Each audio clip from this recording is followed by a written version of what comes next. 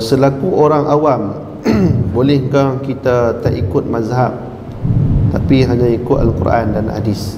Oh, ni soalan kemas ni. Satu lagi, bolehkah kita campur-campur dalam ikut mazhab? Mohon penjelasan Ustaz. Baik. Kita faham tak apa itu mazhab? Nah, kita faham tak apa itu Al-Quran, dan kita faham tak apa itu Al-Hadis? Ni kita sembang bodoh-bodoh lah, no? Tapi jangan kata kita tu bodoh. Nak sembang bagi nampak orang tak cerdik sikit.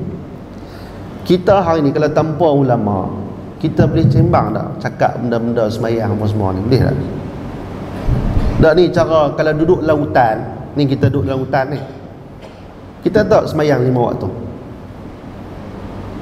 Kita tahu tak semayang zuhur 4 rakaat?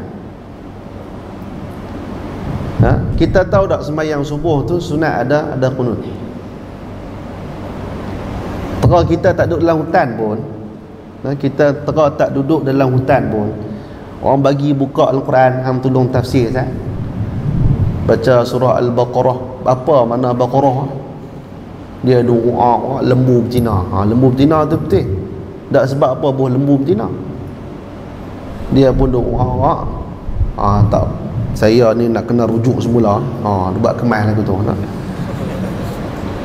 Maksudnya kita ni lemah, tak tahu. Walaupun Quran tu memang kita kata kita kena ikut Quran, mana boleh ikut Imam Syafi'i. Jangan mangkuk ayun sangat. Itu Imam Syafi'i tu ikut apa? Dia ikut Quran lah. Cuma kita ni memanglah kita ikut Quran dan ikut hadis. Tapi siapa yang ajarkan kita untuk faham Quran dan hadis? Melainkan ulama. Ulama yang bersambung-sambung, tu yang maksud al-isnadu minad din. Laula al-isnad laqala man syaa ma syaa. Sanad itu sandaran, kita bersandar, sandar itu daripada agama. Kalau tanpa sandaran, tanpa sanad, nescaya akan berkata apa yang mereka ingin katakan. Orang kan kata ikut nafsu mereka. Kita ni contohlah nak, adik-adik semua ni belajar dengan guru. Saya hari ni sebagai guru. Tanya pula saya ni belajar dengan siapa? Belajar dengan guru-guru daripada Mesir. Guru daripada Mesir tu belajar daripada siapa? Daripada guru-guru mereka yang sebelum daripada ini. Dan kalau kita buka balik sandaran tu sampai silsilah pada imam-imam mazhab. Dan imam-imam mazhab ini ambil pada tabi'in, dan ambil pada tabi'in, dan kemudian ambil pada sahabat. Dan sahabat ambil pada siapa? Pada Rasulullah. Hakikatnya satu jalan. Cuma masyhur dengan sebab apa dinisbahkan kepada mereka. Dan jangan dengki. Maksudnya mereka zaman itu mereka yang masyhur. Anak-anak murid ni mazhab Imam Bukhari pun ada sebenarnya, tapi mazhab mereka tidak diteruskan dengan sebab anak murid mungkin tidak meneruskan kitab-kitab mereka, tidak diteruskan. Masing-masing ulama-ulama hadis ni mereka juga ada mazhab mereka sendiri. Sebab apa? Di kalangan para alim ulama, mereka ni ada kekuatan untuk memahami nas dengan baik, ada kekuatan untuk memahami hadis dengan baik. Maka mereka gunakan ilmu mereka untuk faham satu dalil tersebut. Kita hari ni boleh faham dalil-dalil tu dengan sebab ada ulama-ulama yang bagi tahu. Kalau mereka tak bagi tahu, ada kita nak tahu. Tu sedar diri dah sikit. Sedar diri. Maksudnya kita ni kena rasa, aku tahu orang kata Nabi tak pernah buat qunut. Betul ke? Nabi tak pernah buat qunut. Sebab kita pun tak tahu nak rujuk kita apa kan? Kita hanya tahu daripada orang beritahu. So jangan percaya lagi, relax dulu. Dah tu kita Malaysia buat qunut siapa? Dah ada orang kata tak boleh, bid'ah, dalalah, masuk neraka. Ini pun satu hal tu. Relax lah dulu kan. Maksudnya dia dalam kitab ni ada bincang bab qunut nanti. Mudah-mudahan kita sampai dalam bab tu. Sama juga macam orang bincang masalah Allahumma salli ala sayyidina Muhammad, zikir lepas sembahyang apa semua. Ni Nabi tak pernah buat. Betul ke Nabi tak pernah zikir lepas sembahyang? Nak tanya Ustaz. Tak, Nabi tak pernah buat, dia betul. Nabi tak pernah buat zikir pun subhanallah apa lepas sembahyang. Betul ke Nabi tak pernah zikir? Nak abang saya tanya saya, betul ke Nabi tak pernah zikir? Lepas sembahyang nak ambil kitab mana rujuk ni? Dia pun ada orang kata ni kitab al-azkar ni semua hadis dhaif. Hang tahu mana hadis dhaif ni apa? Tanya saya. Tak, kita kadang-kadang kita cakap ikut hawa nafsu kita. Nah, maksudnya kita tak reti nak sandarkan kita ni dapat ilmu pun daripada orang, daripada Haji Google.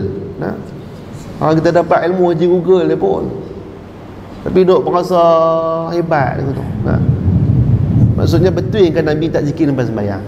Isu dia betul tak?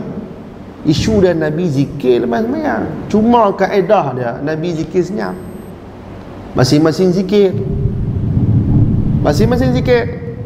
Dan Nabi tak suruh pun, walaupun Nabi suruh daripada perbuatan yang nampak Nabi zikir apa lepas sembahyang. Sahabat-sahabat ni zaman sahabat, bukan zaman kita. Zaman sahabat bila tengok Nabi buat, dia nak buat, dia berkebun nak buat. Zaman kita kalau tak zikir, orang melingkup pergi duk berzikir pun balik-balik. Nampak tak? Tu kena tengok kaedah zaman kita berdakwah. Bukan nak tunjuk kata mesti kena buat zikir lepas sembahyang, tidak. Tapi paling kurang buat supaya orang tahu lepas sembahyang ada zikir, supaya orang tahu lepas sembahyang ni sunat berzikir. Kamu tak rasa rugi ke lepas sembahyang berzikir, tiba-tiba kamu bangkit pi, kamu tak berdoa pun lepas sembahyang, tunjuk pula merak bangkit lepas sembahyang nak khabar kata zikir tak ada lepas sembahyang. Tunjuk ni bangkit dia duduk awal ni, surah belakang ni, imam. Nah, lepas bagi saya dia bangkit pi, dia lalu main depan orang, lalu pi main belakang lalu. Abang kata tak ada zikir. Kau ajak benda orang tak nak. Nampak tak? Mana berzikir benda elok tak? Benda elok. Tak payahlah duk kata lagu tu. Duk lak semua tu. Cuma yang kita kena faham. Nak kena faham di situ apa? Konsep nak bagi. Contoh baru ni saya ada terima satu soalan berkenaan dengan sembahyang subuh hari Jumaat. Sembahyang subuh hari Jumaat sunat kita ni baca Alif Lam Sejadah dengan surah Al-Insan, dan ada sujud tilawah. Duk buat tak? You tengok buat tak? Dia kata bid'ah. Ni dolalah ni, masuk neraka semua ni. Ni mangkuk ayun semua tu geram tu. Baik, tak apa. Cara saya kata, ustaz, ni orang tanya live ni bagus, nak tanya depan-depan tak tahulah dia tu apa fahaman ni, kita pun tak tahulah. Maksudnya kata, ustaz betul ke ni? Kita ni hari Jumaat mesti kita kena sembahyang sujud sejadah, mesti kita kena baca hal ata al-insan. Sampai ada setengah masjid tu nak kena beli Quran besar ni. Ada setengah masjid tu sampai nak kena bubuh poster pula Alif Lam Sejadah. Ada yang lekat pula dekat apa, tulis kat dinding, buat khot terus, dia pahat, dia simen terus kat dinding. Tu nak abang tu kata mesti kena buat ke ustaz? Ni nak abang nak petikai kata benda tu tak wajib. Dia kadang salah faham tentang nada. Ustaz-ustaz ni kalau mengajar, dia akan kata, tuan-tuan, kita hari Jumaat ni afdalnya kita akan sembahyang subuh berjemaah dan kita baca Alif Lam Sejadah dan kita akan sujud tilawah pada pertengahan ayat surah tersebut. Kemudian kita bangkit, kita sambung dan kita rokok baru selesai rakaat pertama. Kemudian rakaat kedua kita sambung, lepas Fatihah kita baca surah Al-Insan. Inilah Nabi SAW duk buat dulu ni. Kita habaq lagu tu menggalakkan. Dia duk faham macam mewajibkan. Itu kata mangkuk. Sebab apa? Dia bukan nak mewajibkan, nak menggalakkan supaya buat. Daripada hang tak buat, baik hang buat. Amal ni bukan banyak mana pun. Nampak tak? Jadi bila dalam fiqh mazhab Imam Syafi'i, dan saya rujuk dalam kitab fiqh Arba'ah, ala mazahibil Arba'ah, 4 mazhab yang utama dalam Islam ini, kesemuanya tidak menafikan ada sujud tilawah. Mazhab Imam Syafi'i hanya mengkhususkan hari Jumaat saja. Dan surah Alif Lam Sejadah saja. Hang baca surah lain walaupun ada tanda sejadah, tanda kubah, tak boleh sujud. Dia baca surah Al-Alaq pendek sikit, Iqra bismi rabbikal ladzi khalaq, bawah tu ada wasjud waqtarib, dia pun sujud. Tak boleh. Hang ni passion mazhab orang kata shortcut. Tak boleh. Dia mesti surah Alif Lam Sejadah tu. Tapi sebab apa disebutkan benda tu memang warid. Cuma bila pengalaman kita, bila pergi ke Madinah, bila pergi ke Mekah, bila kita pergi ke Mesir belajar, ada yang buat, ada tak buat. Maksudnya perbezaan mazhab itu ada. So buat dengan tak buat itu adalah khilaf. Bukan kita mewajibkan masyarakat, tidak, tetapi untuk bagi faham, buatlah, supaya kita ni bila tinggal benda sunat rasa ya Allah menyesainya tak buat benda sunat. Nampak? Kena rasa perasaan apa tu? Rugilah tak zikir lepas semayang, rugilah tak semayang berjamaah. Kena rasa lagu tu supaya perasaan tu ada, segar mekar dalam hati orang Islam. Tu galakan-galakan yang diberikan. Bukannya payah pun kalau beli tak berapa ringgit lah poster tu pun, bukannya membazir pun.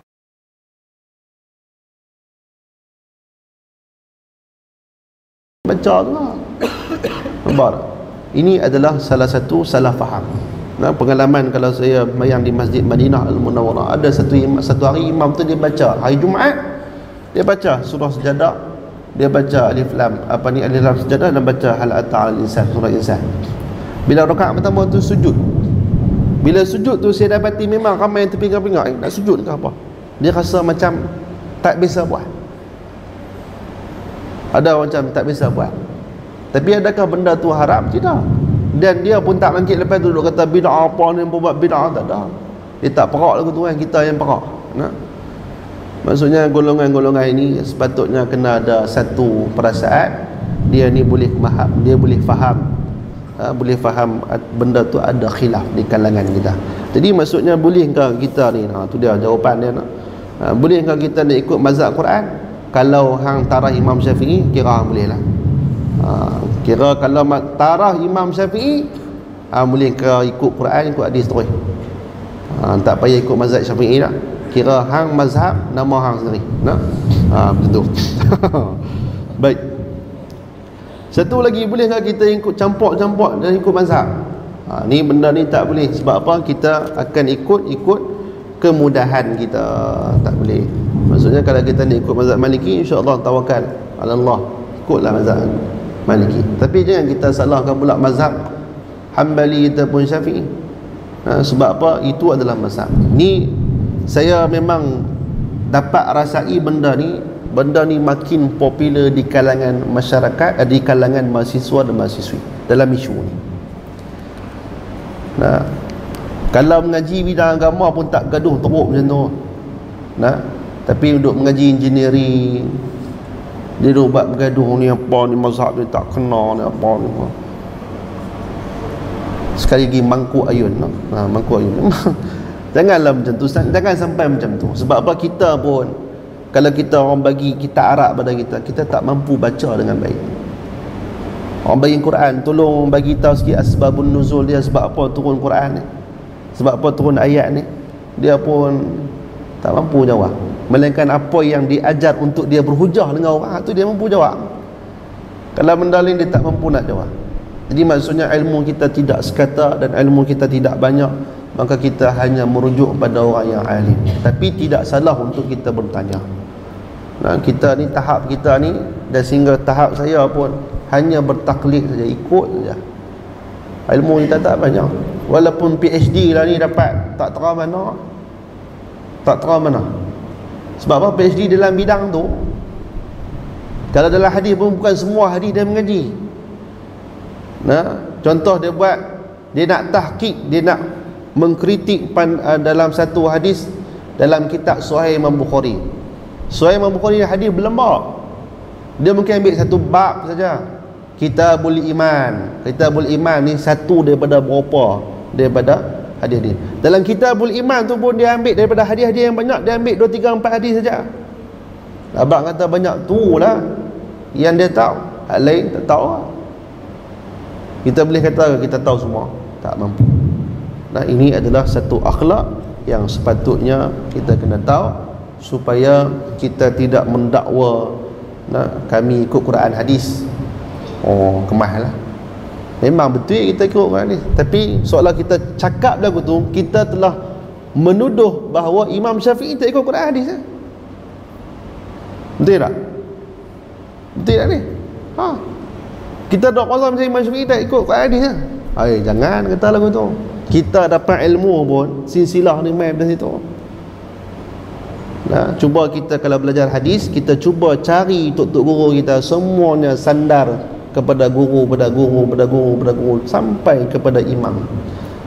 Nah, dan imam-imam inilah sampai kepada imam mazhab. Imam hadis dia kemudian sampai pada imam mazhab. Dah sampai pada imam mazhab, sampai pada imam yang atas-atas, imam tabi'in dan sampai tabi'in sehinggalah kepada sahabat dan sehingga kepada Rasulullah sallallahu alaihi wasallam.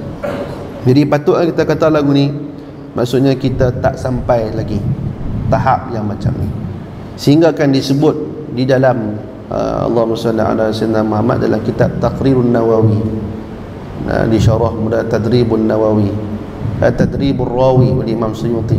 Kitab tu Imam Nawawi punya. Dia buat satu matan tentang ilmu hadis. Kan ni orang duk bincang untuk nak mengkaji semula hadis-hadis. Kira kemahalan nak mentashihkan semula hadis-hadis yang palsu yang digunakan oleh masyarakat awam sekarang ni. Tak apalah, baguslah satu bab tu, tapi banyak lagi kerja lain nak buat lah. Hadis yang telah disahihkan kira sahih zaman Imam Nawawi rahimahullah. Zaman Imam Nawawi ni dia ulama yang mutaakhir juga, ulama yang pertengahan. Dia sebut dalam satu permasalahan, bolehkah ada lagi ulama-ulama yang selepas daripada mereka ini, selepas daripada mereka, selepas zaman Imam Syafi'i, zaman Imam Nawawi ini, boleh mentashih dan mentadhaifkan hadis? Boleh tak lagi? Kalau pandangan Ibnu Salah, dia begitu ketat, dia kata tidak akan ada lagi golongan yang mampu mentashihkan hadis ini. Sebab zaman kita ni terlalu jauh, kita pun tak kenal siapa imam-imam, kita tak mampu kenal.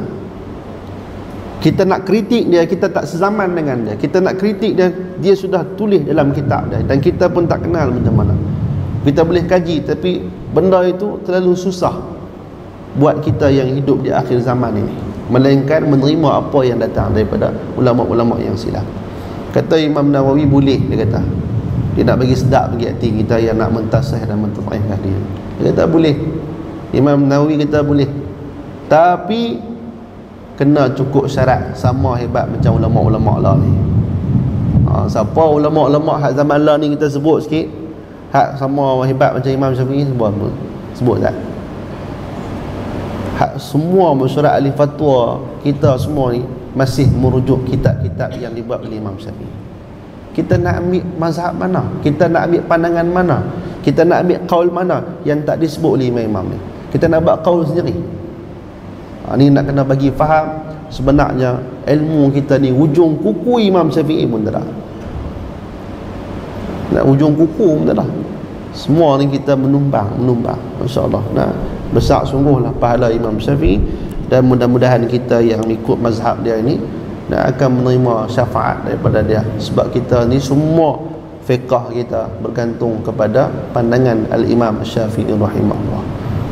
Wallahu a'lam, itulah yang saya boleh bagi sini.